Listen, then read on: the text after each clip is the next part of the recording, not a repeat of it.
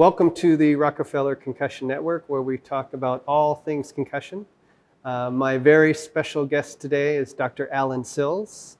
Dr. Sills is the Chief Medical Officer for the NFL and has been so since 2017 as the inaugural Chief Medical Officer. So Dr. Sills, what we'd like to know from you is when you started in 2017, what approaches have you taken to concussion and why?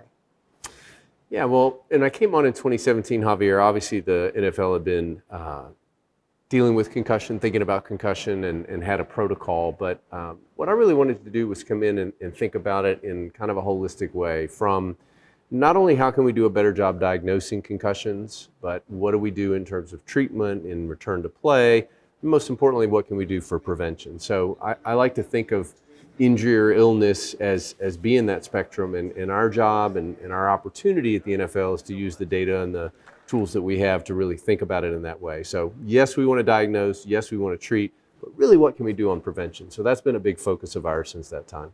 And what are the techniques, or what are the rules, or what are the things that go into preventing concussion at the NFL level? Well, if you think about injury prevention broadly defined, not just concussion, you've always got a couple of levers that you can pull. So you can think about equipment, right? Maybe there's protective equipment that will reduce the risk of injury. You can think about rules of the game, like what's allowed and what's not allowed. Very importantly, you can think about coaching and teaching and technique. What do we teach, and how do those techniques affect risk of injury? So all of those are things we have available at our disposal. Most of us, when we're watching the game, we're only thinking about concussion. We're only thinking about game day. So what are some of the game day prevention strategies or identification strategies for concussion? Fans who watch the game at home might not know there's a really elaborate network of providers there on game day who are looking for athletes who might be concussed. And so we have about 30 medical professionals in the stadium on game day for every NFL game. Preseason, regular season, postseason, international. Many of them, their main job is around our concussion protocol. So obviously each team has their own physicians and athletic trainers, but we've got 2 athletic trainer spotters up in a booth who are watching the field, looking for a player who might be injured and hasn't been recognized. We've got an unaffiliated neurotrauma consultant on each sideline and in the booth. Those are experts in concussion, brain and spine injury. They help identify players, but also help examine them. So they work with the team doctor together to examine a player who might have been concussed. And so that network of individuals is connected by technology. They all connect by radio. They have video monitors on each sideline that we use to review injury mechanisms. And so that network of people has one goal in mind. Let's make sure if there's a player who might have suffered a concussion, we want to recognize them, bring them off the field, get them evaluated, and see if it's safe for them to return to play. And by the way, someone here at WVU, namely our co-host, is an integral part of that. As you know, Dr. Cárdenas is overseeing that unaffiliated neurotrauma consultant program and has been really integral in helping it grow and develop over the last few years. You're too kind. You give me more credit than I deserve. No. So watching the game, we see lots of big hits, right? So what's the best way to identify which athletes to evaluate when you've got collision after collision after collision? Yeah, well, we always say football's a collision sport. There will be high energy collisions between players. What we're looking for is an athlete that took a blow either to the head or neck area or had a blow transmitted there and has some form of injury behavior. So that means we've recognized not just the big hit, but something else as well. They're either slow to get up, they're clutching at their head, maybe they stumble, maybe they're shaking their head, they just exhibit some behavior that doesn't seem typical. That for us is a video trigger to pull that player out and have them evaluated. But by far the most effective and one of the most common ways that we identify players is that they speak up themselves. You know, no one knows the athlete better than themselves, and if they have had a blow and they don't feel right, they've got some symptom, whether it's headache or dizziness or unsteadiness or just a feeling of fogginess, we really encourage the athlete to speak up and to get evaluated, because that's an incredibly important piece of information that they may be the only one that's aware of. Now, our audience might not know about that. That seems pretty unusual, because all we hear is like athletes are hiding their symptoms, athletes are not reporting. But what percentage of athletes that are diagnosed with concussion actually say, yeah, this is the way I feel? You know, in the NFL, something we're really proud of. Last year, about 40% of all of our concussion evaluations, when we check someone, had some component of self-report, meaning either the athlete themselves or a teammate or a coach or someone spoke up about it. And And I think that number would surprise a lot of people. They would think, wow, I never knew it was that common. That's a result of a lot of education between the league and the Players Association working together. But it's back to what you just said, which is athletes in all sports want to play, they want to compete. Many times they're used to fighting through injury or illness, but we always say this is a very different injury or illness. You can't fight through a concussion. You don't want to hide it. You don't want to just play through it. If you think you might be concussed, the best thing to do is speak up, get evaluated, and get treated. And so we put a lot of emphasis on that, and it's a very important point, as I said earlier, of how we can identify those athletes. Now, there was a publication a few years ago at the college level that said athletes who report early tend to have shorter recovery times. They tend to be more likely to play in subsequent games. Does that happen at the NFL also? Yeah, we've confirmed that as well. So if you speak up on game day, that's your best chance of getting back for the next game. Football typically is a cyclical sport. We're playing every 6 or 7 days. If you wait a day, that number goes down substantially. If you wait 2 days, the number's 0. In our data, you have a 0% chance of playing in the next game. So I think that's, again, something important for athletes and parents and coaches to be aware of, that all athletes want to play, they want to get well. The best way you can do that if you've been concussed is to speak up right away, get the appropriate treatment. That's your best chance of getting back as quickly but yet safely as possible. Now, sometimes on Sunday watching the game, we hear a ref that will just stop play immediately, and they say there's been a medical timeout for a concussion evaluation. Do people get upset by that? Coaches and owners and all those things? What's they really don't. So what's happening there is one of those spotters up in the booth has seen a player on the field that they think might be concussed, and yet they're still out on the field. Nobody's recognized them. So the spotter has a button they can push. They literally have a button they can push. That activates the radio in the referee's ear, the white hat who's on the field, and they say, we need a medical timeout for this particular player.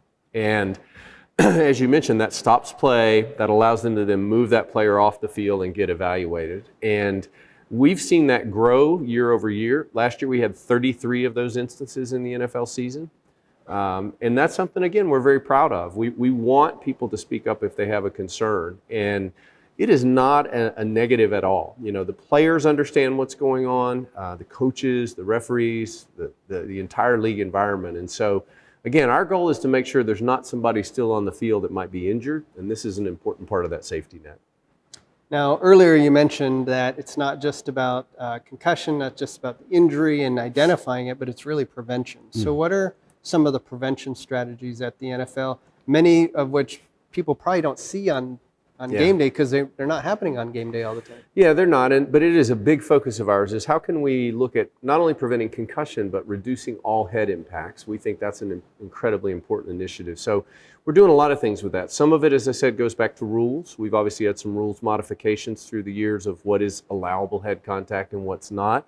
And we continue to work on that year over year and see if that's changing behavior, because that's what we ultimately want to do. Can we change behavior and have people not use their head to play the game? We track head contact. We now have a computer vision program that can measure head contact on the field. We're giving that data back to clubs, to coaches and players, so that they're aware of how much contact they are having and how that rates relative to the rest of the league and their position. And so obviously there we're trying to influence those techniques and that might lead to head contact or that can reduce it. And then equipment has been a big innovation as well. Helmet technology keeps getting better and better. It's like our cars. Our cars today are much safer than they were 10 years ago. Helmets are much safer than they were. The technology's better. They've been better engineered, better materials. So we annually put out a poster that ranks helmets based on how they do in our safety testing, get that information out so that people have that information available as they choose a helmet.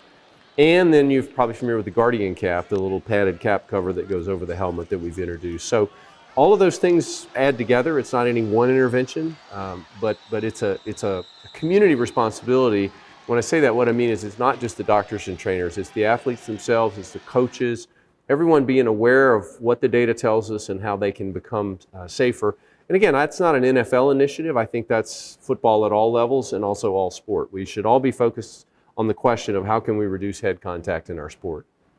And so you've talked about the new helmets and the new poster. What are some of the new initiatives for the upcoming 2024 season that are designed to reduce concussion, or more significantly, reducing head impacts? Yeah, so you can see a couple things. One is we've expanded the Guardian cap use in practice so that now all players in all practices will be using Guardian caps anytime they have a helmet on, except for kickers and punters and quarterbacks who don't get hit anyway. We had 12 new helmet models introduced this year. A number of them are what we call position-specific helmets. So they're designed to protect against the types of forces that tend to injure those players. So quarterbacks, for example, extra padding in the back of the helmet where they tend to get hit. Linemen, extra padding in the front of the helmet where their blows tend to occur. So you'll start to see more and more of those on the field in the 2024 season. And those helmets, we believe, will provide an increased margin of safety. We've continued to tweak, as I mentioned, our rules on head contact. We've continued to look at rules on the field, things like the new kickoff play. Even that's partially influenced by our desire to drive down the concussion rate. And so the whole new NFL kickoff play is designed to reduce the rate of concussion that we were seeing on the standard return. So those are just some of the things that I think fans will notice that look different in 2024. As you mentioned, there are a whole lot of other changes maybe going on off the field, particularly with regard to training and monitoring head contact, but those things you'll see on game day. Rumor has it the NFL has a lot of resources. How do these safety research mechanism techniques, policy apply to college and high school sports, specifically football? Yeah, it's something we think about a lot because it's certainly a goal of ours that the sport is safer at every level, and as I said, that all sports become safer. So I think that there are a lot of things that we're doing that do translate. For example, the helmet work. The helmets that we rank on our poster, they're not all NFL specific. They're helmets that anyone can buy at any level. And so if I were a parent, coach, player, I'd want to have that data to know, how is my helmet ranking in terms of its safety profile? I think that's important. Certainly a lot of the work we're doing on head contact reduction and prevention also very much applies to all levels of play. We've actually got a video series on our website. If you go to NFL.com and search for Way to Play, W-A-Y, Way to Play, there's a number of videos on how to do specific movements with certain positions that reduce head contact. It's led by a number of our NFL assistant coaches, and they put together a great series of instructional videos. So that, again, I think is applicable to a lot of broad levels. And then things like our concussion protocol that we work on, we make all those materials freely available. Leagues and schools can certainly use our game day checklist. They can use our return to play protocol. We want people to understand the science behind it and how it's been developed, but it's out there for anyone to use. All right. So Dr. Sills, this looks like a helmet that maybe 10 years ago has maybe changed a little bit in some of these lines, these holes, but overall it looks very similar to helmets of yesteryear, but there's a lot of technology that's changed.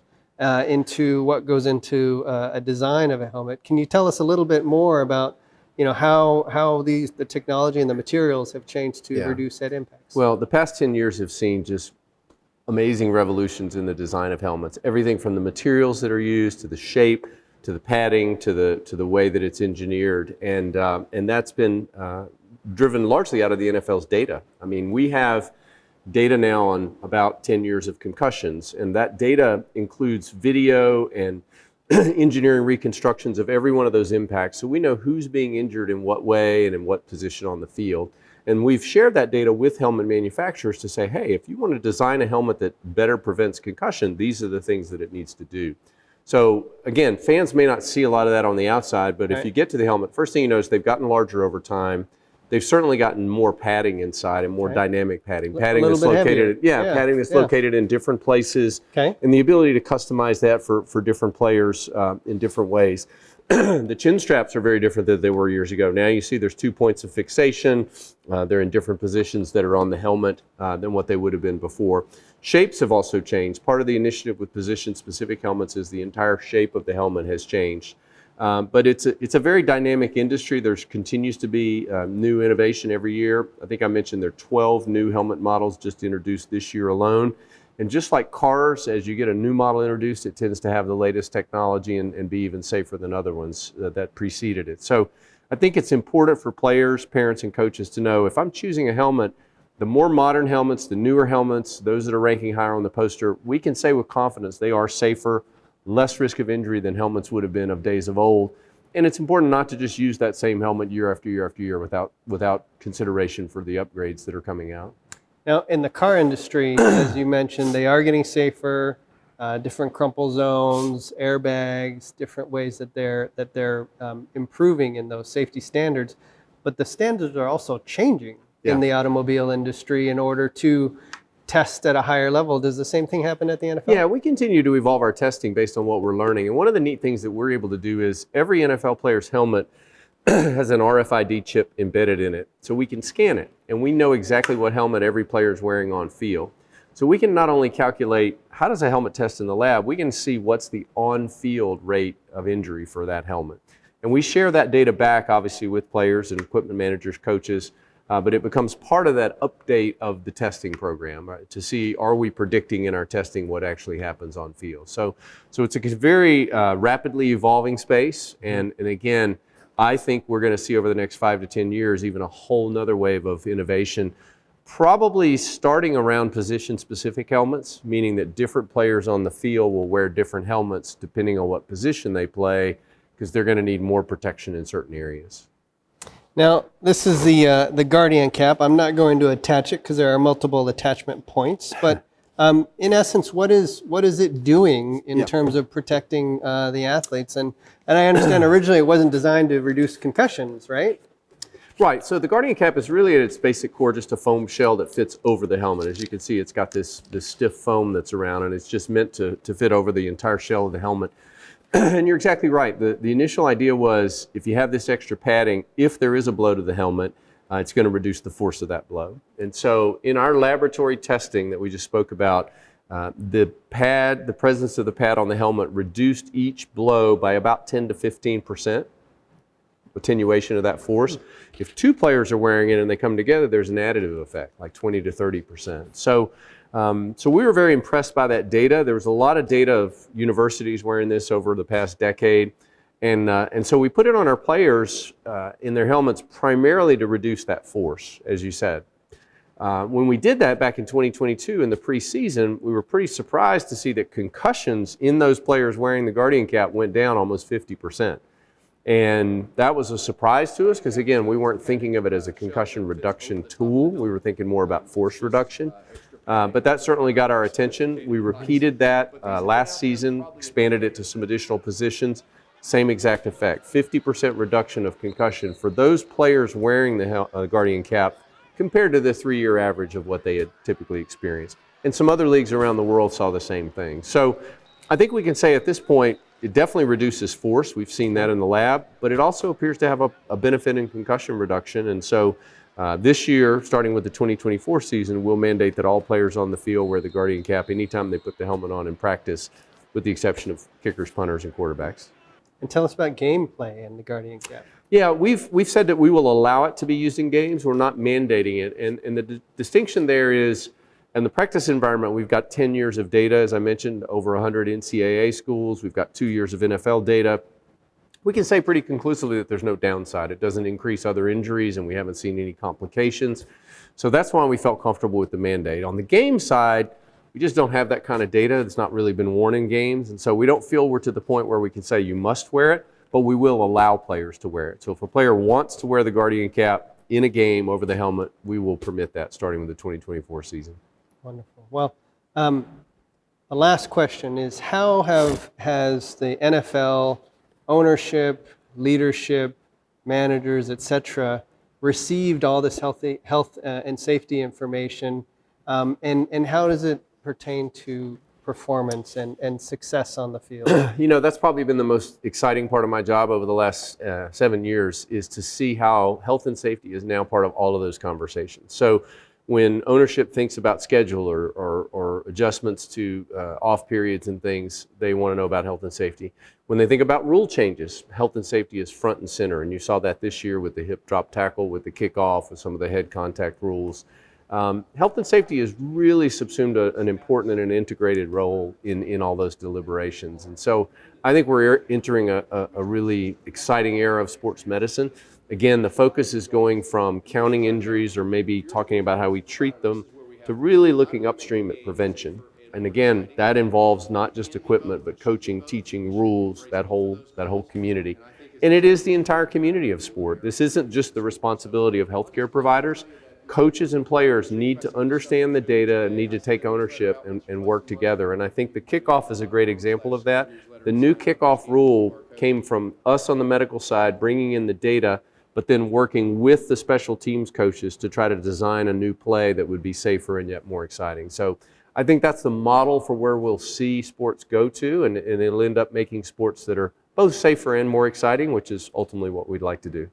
So we've been talking with Allen Sills, Chief Medical Officer of the NFL. Dr. Sills, thank you so much for sharing your time and insights and for protecting athletes. Greatly appreciate it. Thanks for having me. All right, thank you.